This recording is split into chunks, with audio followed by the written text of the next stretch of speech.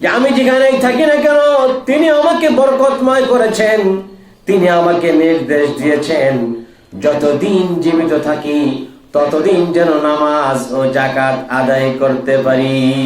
সুবহানাল্লাহ। কেমন? ওয়াজআলানি মুবারাকান আইনামা কুনতু ওয়া আওসানি বিস-সালাতি ওয়াজ-যাকাতি মা দুমতু হাইয়া।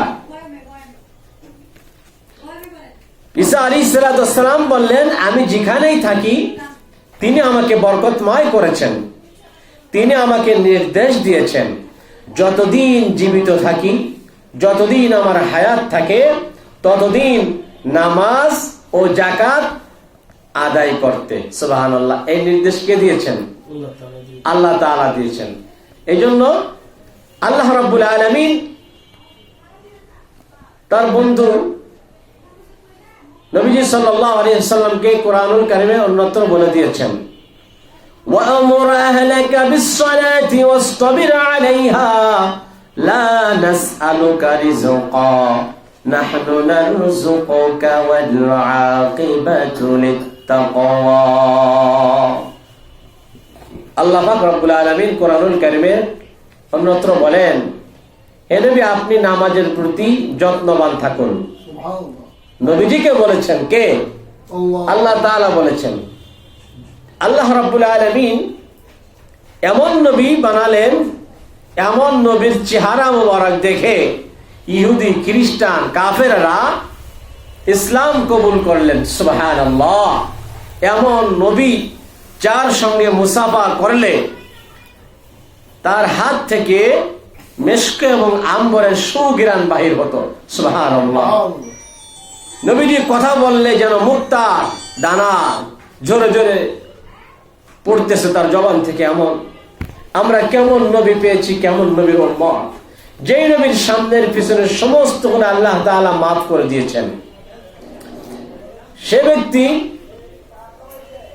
এমন ভাবে আল্লাহ তাআলার ইবাদত করলেন। আম্মা জান আয়েশা সিদ্দিকা রাদিয়াল্লাহু তাআলা আনহা বলেন যে আমার মনে হয় যেন নবীজি এমন ভাবে নামাজ পড়তেছে, এমন লম্বা সিজদা দিয়েছেন, মনে হয় নবীজি সিজদা থেকে আর উঠবে না, এমন লম্বা সিজদা দিয়েছে, নবীজির পা মোবারক ফুলে যেত।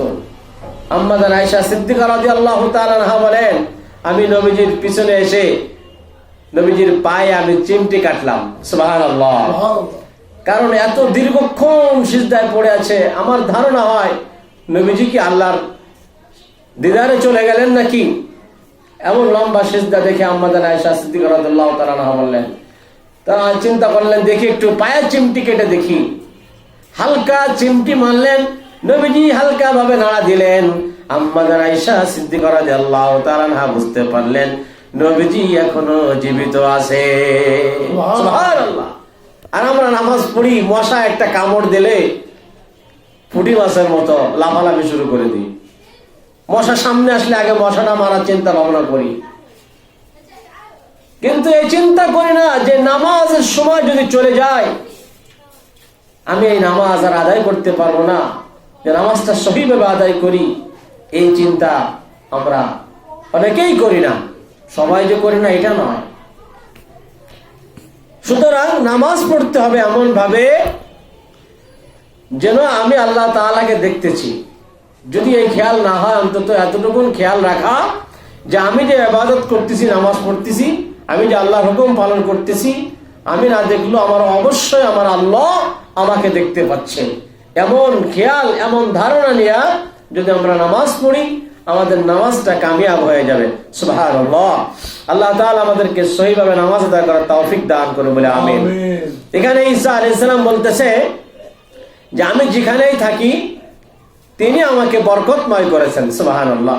আল্লাহ তাআলা যদি বরকত দেন, আল্লাহ তাআলা যদি সম্মান দেন, আল্লাহ তাআলা যদি বারাকা দান করেন, তাহলে কারোর কোনো এখানে কিছু করার আর থাকে না।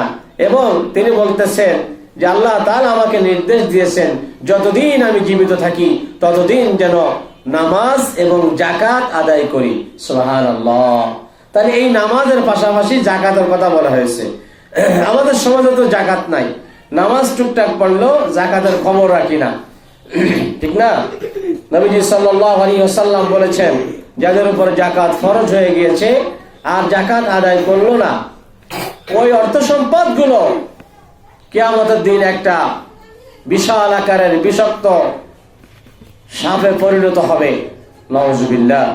এবং ওই সাপ তার শরীরে পেঁচিয়ে দেওয়া হবে, তার দুই গালে দুই চলে সবল মারবে আর বলবে, আমি তোমার অর্থ সম্পদ দুনিয়ায় যেমন তুমি আল্লাহ তাআলা তোমাকে নিয়ামত দিয়েছিল, তোমার উপর জাকাত ফরজ হয়ে গিয়েছিল, জাকাত দাও নাই, এই জাকাতের অর্থ সম্পদ গুলো আজকে আমি একটা বিশাল সাপে পরিণত হয়ে গিয়েছি আর আমি তোমাকে দংশন করতেই থাকবো। তুমি যেমন তুমি জমা করে রেখেছো অর্থ সম্পদ, আল্লাহর রাস্তায় জাকাত না দিয়া, আল্লাহর রাস্তায় সাদাকা না দিয়া তুমি যেমন জমা করে রেখেছিলা, আজকে তোমার মাল একটা বিশাল আকারের যে আমি সাপে পরিণত হয়ে গিয়েছি, আল্লাহ তাআলা আমাকে এই সাপে পরিণত করে দিয়েছে আর তোমাকে আমি দংশন করতেই থাকবো, নাউজুবিল্লাহ। আল্লাহ তাআলা আমাদেরকে হেফাজত করুন। যাদের উপরে জাকাত ফরজ হয়ে গেছে আমরা যেন সবাই জাকাত দিতে পারি, আল্লাহ তাআলা যেন সেই তৌফিক দান করে, বলে আমিন। তাই ঈসা আলাইহিস সালাম তিনি এই কথাই জাতিকে বোঝাতে চাইলেন যে নামাজ এত বড় দামি জিনিস, জাকাত এত বড় দামি জিনিস, আল্লাহ তাআলা আমার উপরে আদেশ দিয়েছেন আর আল্লাহ তাআলা আমার উপর রহম করেছেন, বরকত করেছেন, দয়া করেছেন, ইহসান করেছেন। আমি যতদিন দুনিয়ায় বেঁচে থাকবো আল্লাহ তাআলা যেন আমাকে নামাজ এবং জাকাত আদায় করতে পারি, এই নির্দেশ দিয়েছে, আমি যেন পালন করতে পারি। আল্লাহ তাআলা আমাদেরকে এই পথে শামিল হওয়ার তৌফিক দান করুন, বলে আমিন।